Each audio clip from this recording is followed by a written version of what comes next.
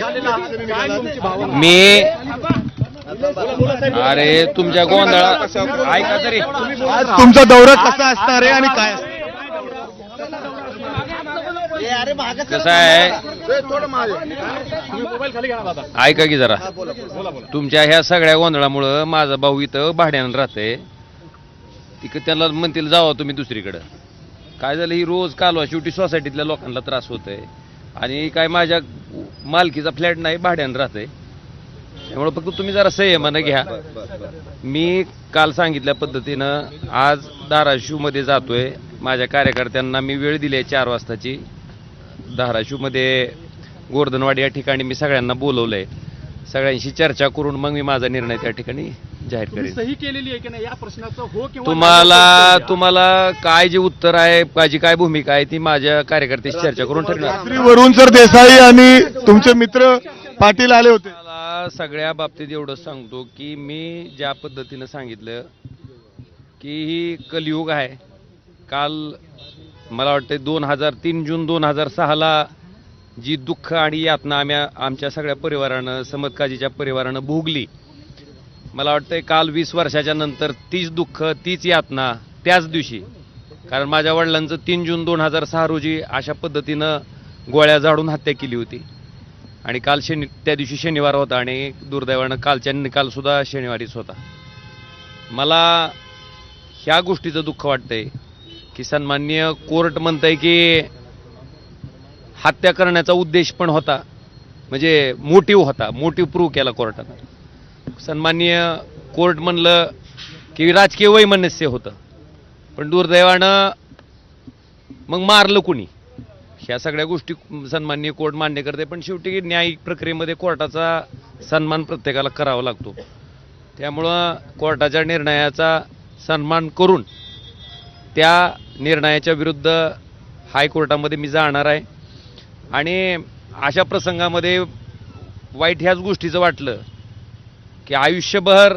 म्हणजे ज्या दिवशी माझे वडील गेले त्या दिवशीपासून मी माझ्या राजकीय कारकिर्दीला सुरुवात करण्याचं कारण ही माझे वडीलच होते फक्त मला दाखवून द्यायचं होतं त्यामुळे लोकांच्या संपर्कात गेलो प्रत्येक माणसाच्या कामाला प्रामाणिकपणे पडायचा मी प्रयत्न माझ्या राजकीय जीवनामध्ये केलेला आहे सामान्य लोकही सगळं जाणतात पण एवढ्या सगळ्या चांगल्या कामाचं मला वाटत होतं की जो न्याय मी स्वतः त्यांचा मुलगा म्हणून आणि माझा परिवार त्या ठिकाणी मागत होता दुर्दैवानं तो न्याय काय मला त्या ठिकाणी भेटू शकला नाही आता हायकोर्टात त्या ठिकाणी CBI जाणार आहे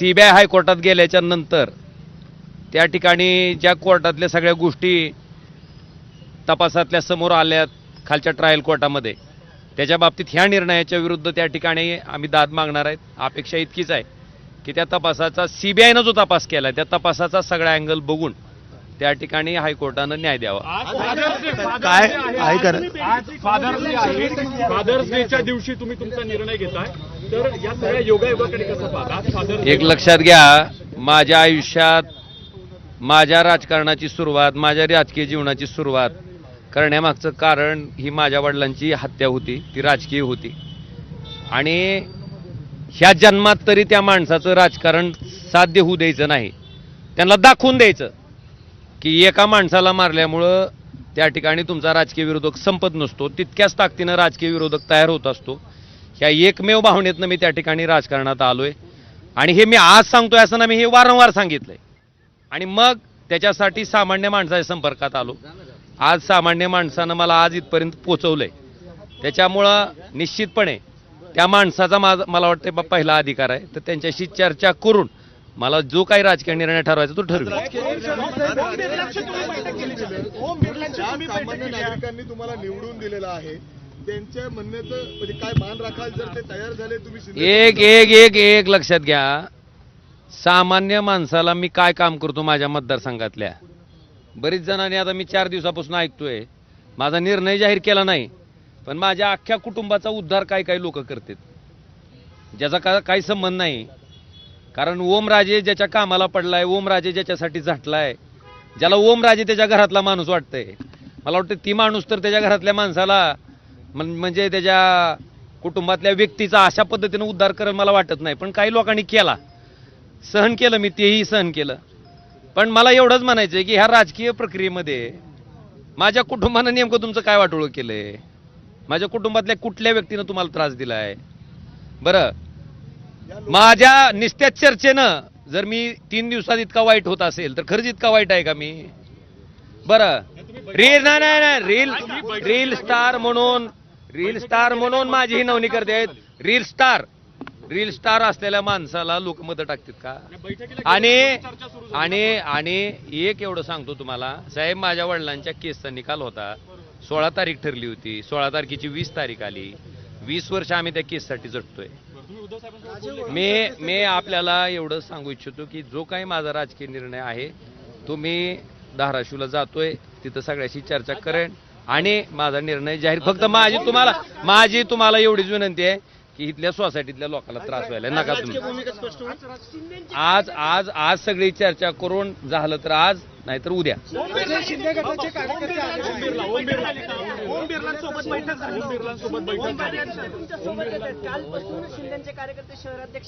बघा, दोन्ही पक्षाची भावना आहे, दोन्ही पक्षाचे कार्यकर्ते आहेत. मी का कोण मला सोबत यावं, कोण सोबत राहावं ह्याच्याबद्दल मी ठरवू शकत नाही. आता तुम्ही जर आलेत माझ्या बरोबर, जर यायचं ठरविलं तर मला आले थांब ना बाबा, मी तुम्हाला म्हणू शकतो का की नाही ना तुम्ही यायचं नाही माझ्यासोबत?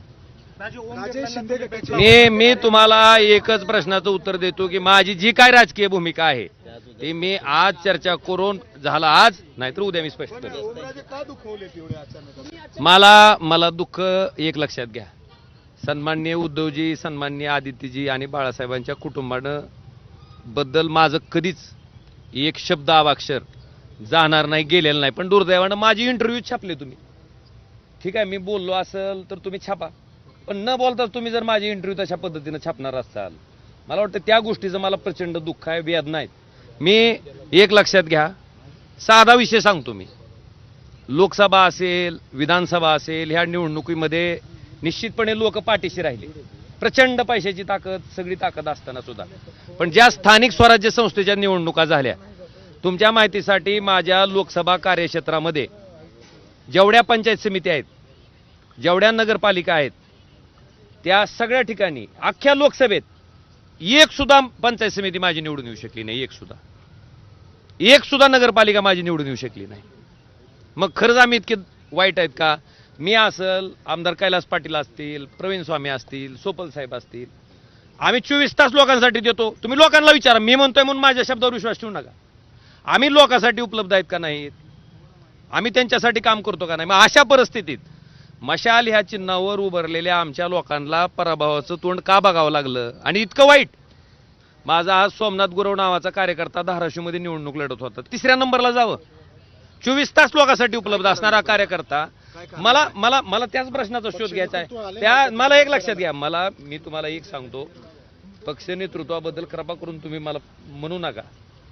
शेवटी आमच्या कामावरच मतं टाकणार होतो ना तुम्ही, पण का आम्हाला फेटाळलं? का आमची हेटाळणी, आमच्या कार्यकर्त्याची हेटाळणी का झाली? आणि एक लक्षात घ्या, ही प्रश्न आहे माझ्या मनाला, त्या लाखो कार्यकर्त्याला प्रश्न आहे की बाबा आम्ही निष्ठावंत होतो, आम्ही तुमच्यासाठी उभारलो होतो, आम्ही काम. बरं, असं काही ड्रग डीलर आणून उभा केला नव्हता मी. माझा माणूस गुन्हेगारी पार्श्वभूमी असणारा नव्हता, लोकांसाठी काम करणारा होता, लोकांसाठी झटणारा. आणि ऐका, असं सगळं असताना आमच्या लोकांना पराभवाचं तोंड पाहावं लागलं, ही वस्तुस्थिती आहे. आणि म्हणून मला त्याच्याबद्दल काय म्हणायचं नाही, पण त्याचा शोध मला घ्यायचा आहे. आणि मी आज तुम्हाला एवढंच सांगतो की जो काही निर्णय घ्यायचा आहे मी आज चर्चा करून घेत. मी अरे माझा निर्णय तर होती, पुन्हा विचार मला.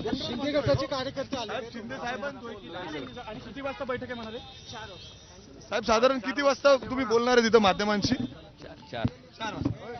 4 वाजता. तुम्हाला सिक्युरिटी वाढवली का साहेब? मला एक मिनिट, मला सिक्युरिटीची गरज नाही. मी तुम्हाला आज सांगतो, मी माणसातला माणूस आहे. सामान्य माणसानं माझं नेतृत्व घडवलंय, सामान्य माणसामधला माणूस आहे. आणि ऐका, मला बिलकुल चिंता नाही त्याची. लोक मला ओळखतात, मी लोकांना ओळखतो.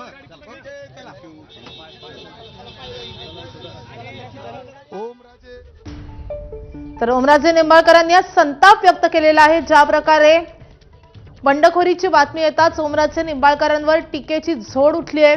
सोशल मीडियावर त्यांना ट्रोल केलं जात आहे. त्यावरून ओमराजे निंबाळकरांनी आता संताप व्यक्त केलाय. ठाकरे कुटुंबावर मी कधीही बोलणार नाही असं ओमराजे निंबाळकरांनी म्हटलेलं आहे. पैशाची ताकद असताना लोक माझ्या पाठीशी राहिले असंही त्यांनी म्हटलेलं आहे.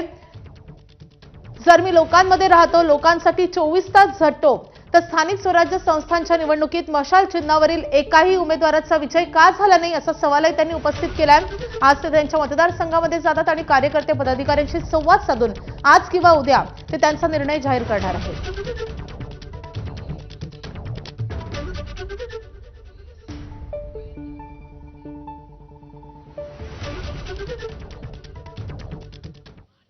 तर ठाकरे गटाच्या 2 आमदारांनी रात्री उशिरा ओमराजे निंबाळकरांची भेट घेतली आहे. वरुण सरदेसाई आणि कैलास पाटील यांनी ओमराजेंची भेट घेतली आहे. पुण्यातल्या निवासस्थानी मध्यरात्री 1 वाजता ही भेट झाली आहे. मध्यरात्री ओमराजेंसोबत सुमारे 1 तास चर्चा झाल्याचं समजतंय. मित्र म्हणून विचारपूस करायला भेटलो अशी माहिती आता दोन्ही आमदारांनी दिली आहे.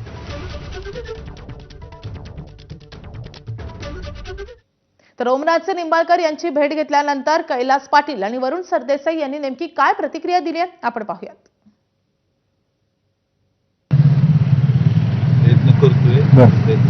बर, पण काय चर्चा? आज मोठा झटका खरं तर त्यांना कोर्टाने दिलाय असं देखील म्हणलं जाते आणि एका वेगळ्या इमोशनल टेन्शन मध्ये सुद्धा आहेत आणि तुम्ही येणं तो पण विषय आहे. 20 वर्ष त्या गोष्टीवर संघर्ष केला, हो. त्यांना न्याय मिळालेला हो. नाही. विषय आहे. मुलांना जो काही निरोप होता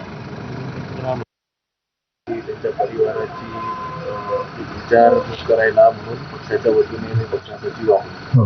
आमचे आमदार कैलास पाटील आणि दोघं घेतलेली आहे. आमची काही वेगवेगळ्या विषयांवर चर्चा झालेली आहे. सगळ्या गोष्टी त्या माध्यमातून बोलण्याची त्यांनी पहिली निवडणूक बघली तेव्हा ते आमदार शिवसेनेत होता, 3 वेळा खासदार होते. त्या विषयाकरता वाटता होता त्याचा निकाल आणि तो निकाल लागल्यानंतर आमचा संपूर्ण परिवार त्याला धक्का लागला.